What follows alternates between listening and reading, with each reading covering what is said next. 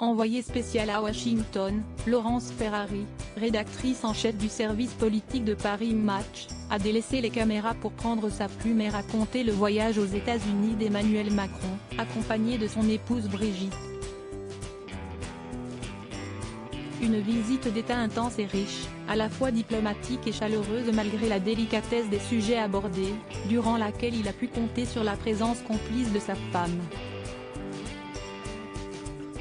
Toujours impeccable même si elle ne cache pas parfois les situations tendues, la première dame de France a tout observé dans l'ombre son mari.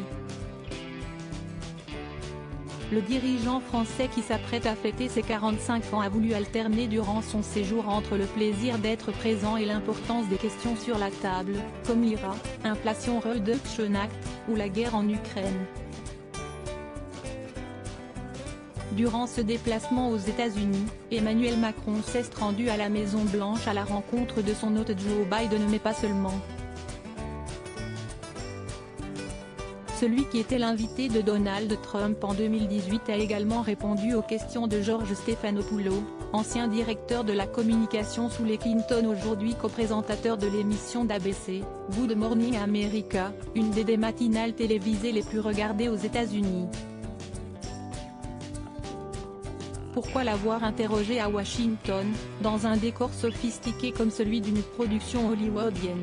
Le journaliste ne cache pas le fait que le président français n'est pas une star dans son pays mais il loue les qualités politiques de celui qui a été réélu président et se souvient des tensions entre Trump et lui qui ont été largement commentées dans la presse américaine.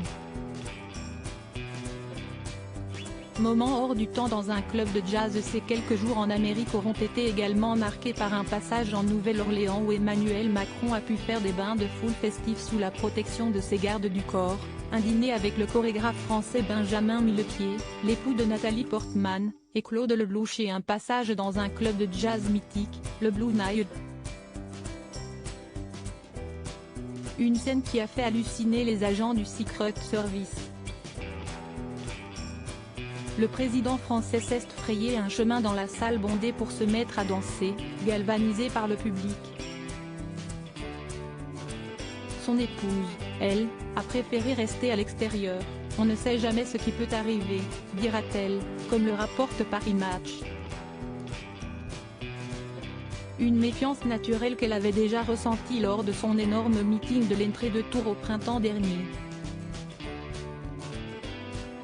Un périple américain dont Emmanuel Macron est revenu avec l'idée d'avoir consolidé l'alliance entre les deux pays et d'avoir réclamé en personne des aménagements économiques précis.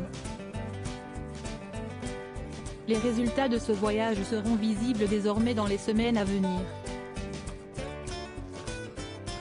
Retrouvez l'intégralité de l'article dans le magazine Paris Match du 8 décembre 2022.